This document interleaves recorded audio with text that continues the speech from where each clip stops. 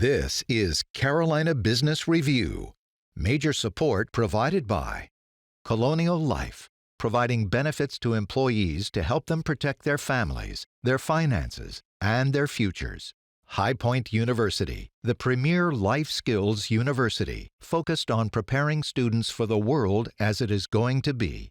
Sunoco, a global manufacturer of consumer and industrial packaging products and services, with more than 300 operations in 35 countries.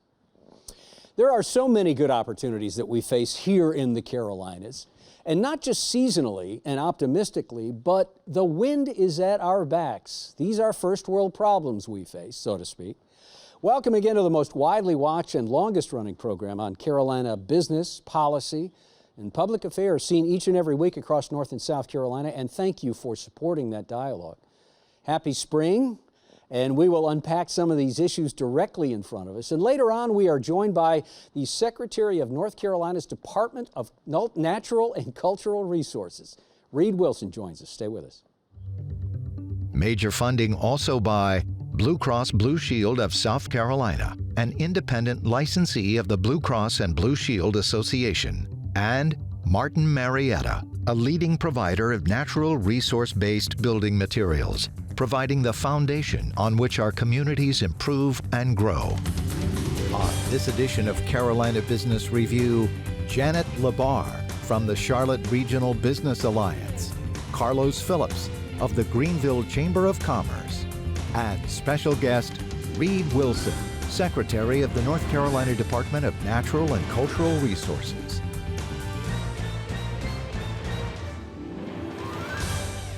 Hello and welcome again to our program. Happy spring to you both. Thanks for making the trip. Thank you. Carlos, thanks for making the time. Janet, nice Good to to see you.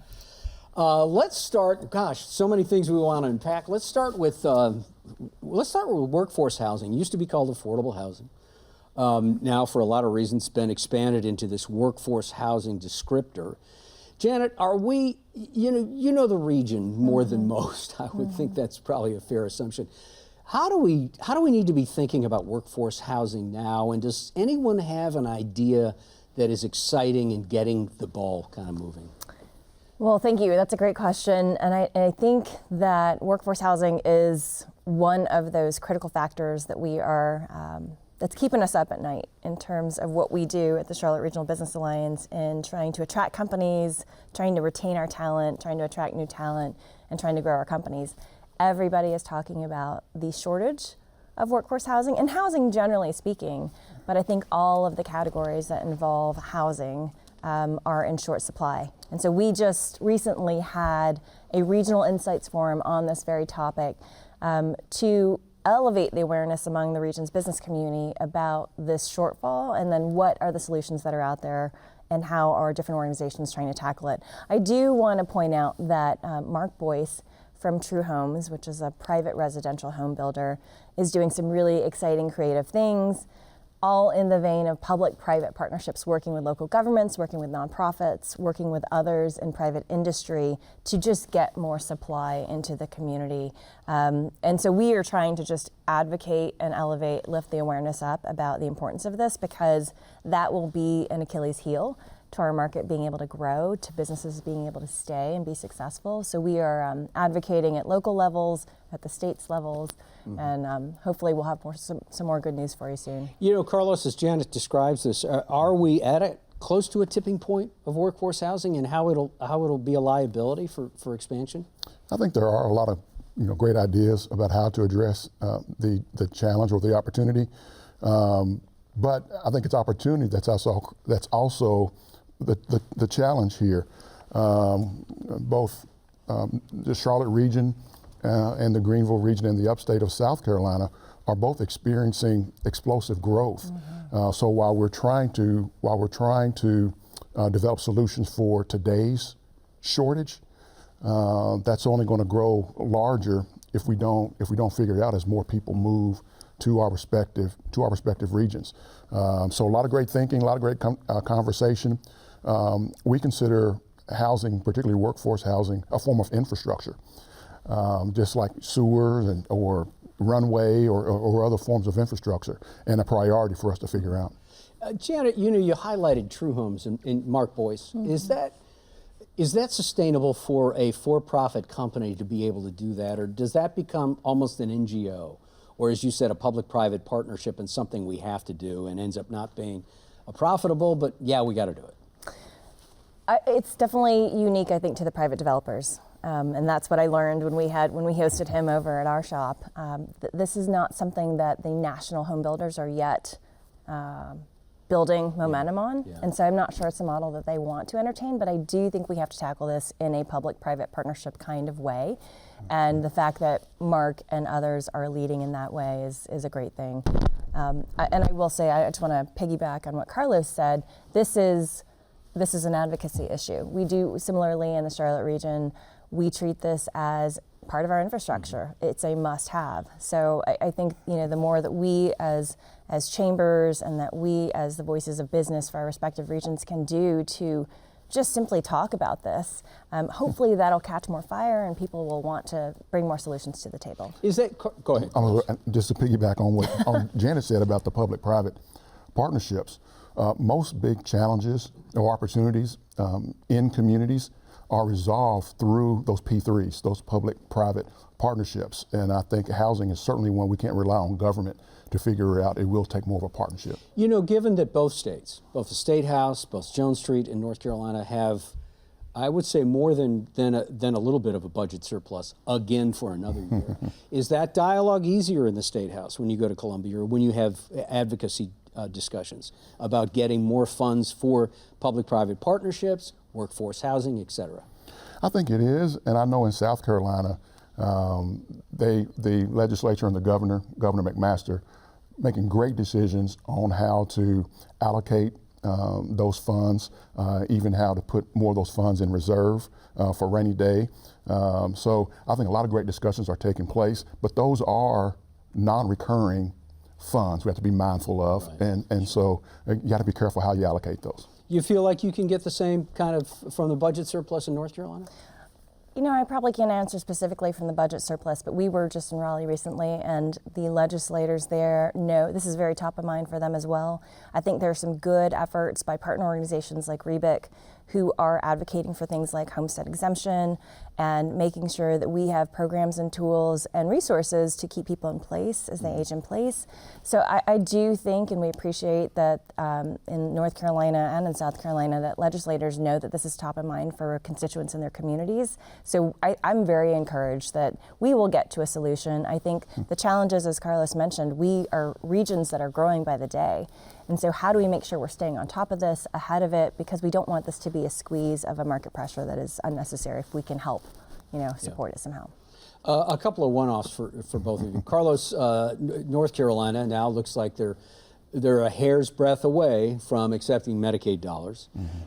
You could say it's a done deal. I guess nothing's done until it's done, but it looks pretty promising in North Carolina. Is that a domino to fall that will encourage the State House in Columbia to also go down that road? Many folks in South Carolina hope that it's a domino that falls. We'll see how that works out. One thing is very clear. Health outcomes in South Carolina need to be improved, and we need to explore every option to ensure that folks are healthier and they're living better lives.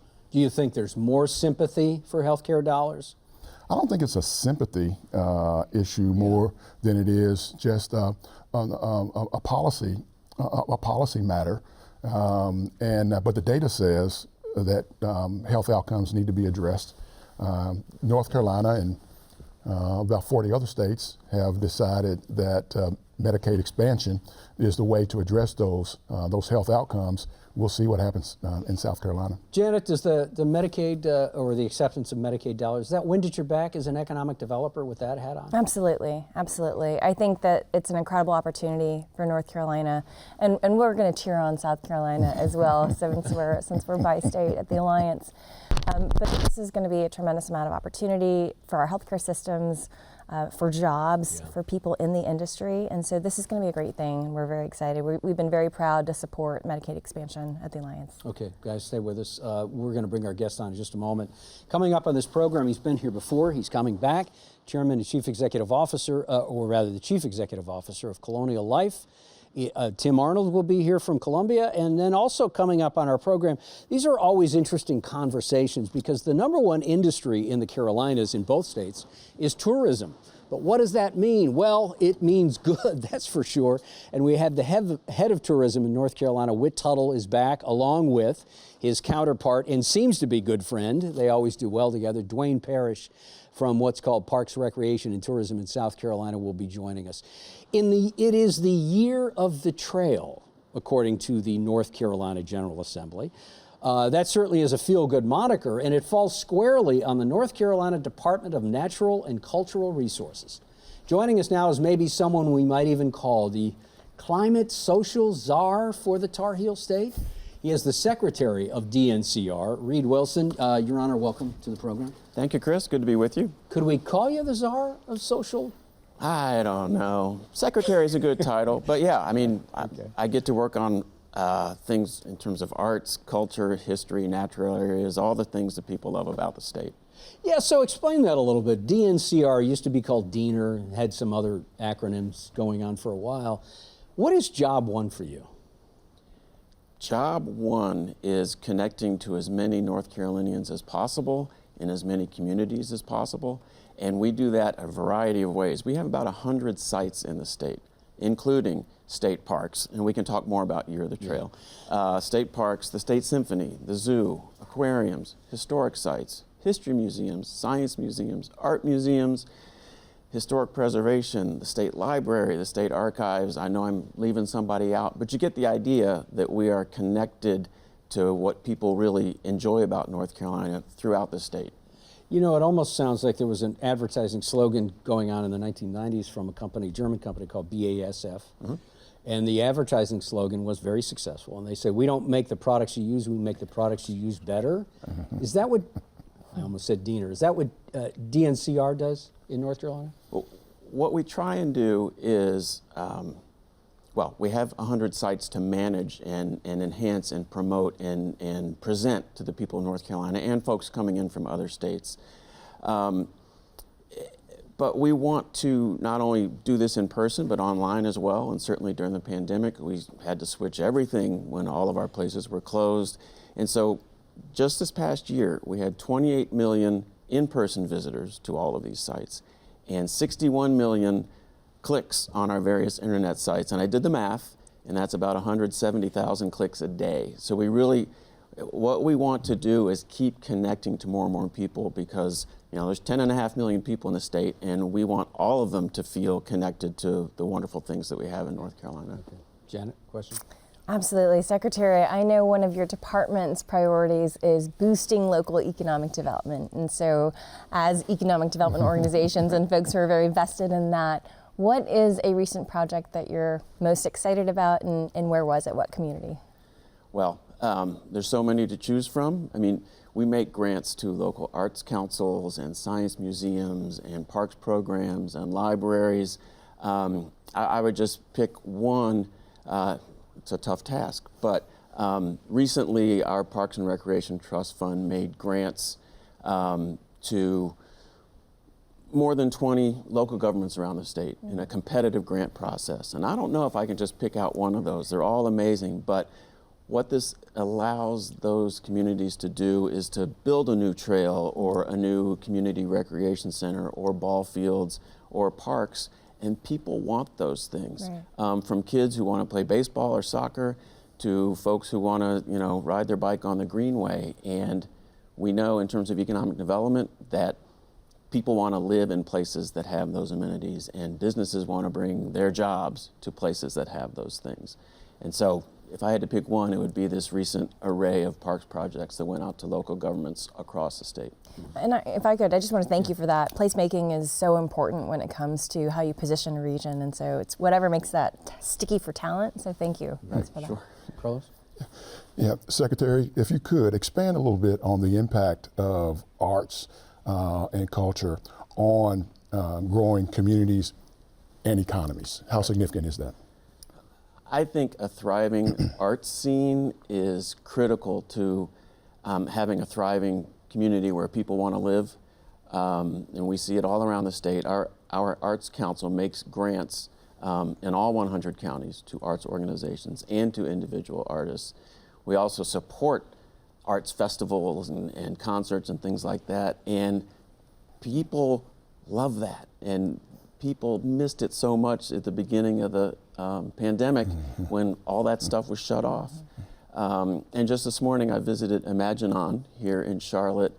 What an amazing place. I mean, it's part library for kids, but also a children's theater for kids. And the place was busy on a Friday morning. And so you see I see traveling around the state how much people value the arts, and it really makes a difference in keeping folks wanting to live where they are. You know, as you're answering the questions, and back to something Janet said about placemaking, it almost sounds like you should be in the room for transportation discussions, for economic development discussions, for some of these very critical dialogues that happen even in city council. So what's the dotted line, and how do you plug into things like DOT and economic development, or EDPNC in North Carolina? It's a lot of things. Yeah. And we are involved with all of them. Yeah. And you know, when the governor, when Governor Cooper and the Economic Development Partnership and the Commerce Department are recruiting jobs, trying to lure industries to North Carolina or to expand, quality of life and parks and local economic development and art scenes are part of those discussions. So our state's leaders are able to talk about all of these arts and culture and history and spectacular natural areas that we have in the state. And it is a real draw. I mean, I've heard from so many people who have moved to North Carolina that they said, well, I flew there once and I couldn't believe how green it was, and I decided someday I wanted to live there. You know, that happens a lot. So I think we're at the table, but on a daily basis, we are connected to local communities. I mean, whether it's a park or an aquarium or a historic site, that serves as a community hub. And when visitors come and they go to that historic site, maybe they'll go have dinner in the nearby town. And so that happens all the time. And just one example, the Transportation Museum, which isn't too far from here in Spencer, town of 3,000. Last year, the museum had 144,000 visitors, $24 million economic impact. And that same kind of story is happening all across the state, whether it's a park or a museum. Right. Janet? Well, we are on Carolina Business Review, and we have a very good partner here from South Carolina. So what is one asset that you manage as a department that every Carolinian must see? That's an unfair question. Making you pick. I love them all. But if I was to pick one place that's geographically accessible, I would say it's the North Carolina Zoo. It is the largest natural habitat zoo in the world. Currently, we have an Africa continent, North American continent. Construction is underway to build Asia. It will probably open in 2026, but it is a phenomenal zoo. There's even a Nat Geo Wild series about it, Secrets of the Zoo in North Carolina. Yeah, so Cool. check it out. But if you've been to the zoo, or if you can't get to the zoo, I would say go to our website, ncdcr.gov, if you want to go to a park or an aquarium or a history museum or a science museum or whatever else. Thanks. You made me pick one, but I want people to go to all of them. Well answered. I'm going to ask you to pick another one. So what's new and exciting on your radar that really get Carolinians juiced up? All right, well, okay. Another one I got to pick. I would mention this one. In Raleigh at the Natural Sciences Museum, probably later this year, we will unveil what I guarantee will be the most fascinating dinosaur exhibit in the whole world. Oh my gosh. It's a pretty tall. It is, but we'll back it up. And I don't mean just physically tall, obviously. Construction's underway to push the front of the museum out to house the Dino Lab. There's two things about it that separate it from all other dinosaur things. One is we have two fully intact specimens that were found together on the side of a hill in what is now Montana. It wasn't Montana 67 million years ago when they died, that we now own. One is a T-Rex, one is a Triceratops. Those are like the two most popular types of dinosaurs. We have both of them intact, and that is rare. And in the lab, it's being built so that there is not a barrier between the guests and the paleontologists. So as our paleontologists are uncovering these, they're partially exposed, they're still in the rock, but as they're working on them, people can come up and talk to them. And I don't think you can do that anywhere in the world. And so we've got two things no one else has.